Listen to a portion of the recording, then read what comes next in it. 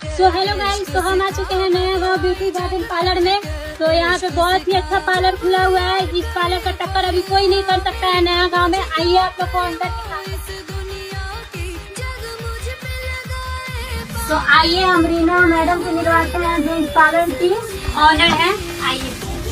तो यहाँ क्या क्या होता है? यहाँ पे प्रोफेशनल काम होगा। यहाँ पे स्ट्रेटनिंग, स्मूथिंग, जेनेटिंग, हाईलाइटिंग, हेयर से रिलेटेड जितने केमिकल काम होते हैं सब होते हैं। यहाँ पे facial, hydra facial, Korean facial और आपको मैनिक्योर, पेडिक्योर पूरे सुविधा के अनुसार यहाँ पे body polishing, body wax, beauty makeup, 3D hair product सारे काम यहाँ पे उपलब्ध है। और अगर कोई मेरे आईडी देख के आपके पास आए तो क्या कहना चाहते हैं? तो उनको डिस्काउंट मिलेगा, उनको अच्छा डिस्काउंट मिलेगा। तो गाइस आप लोग भी आइए इस पार्लर में। और ये पार्लर नया गांव में ही है और बहुत ही बेहतरीन पार्लर है। थोड़ा पार्लर दिखाइए आप लोग।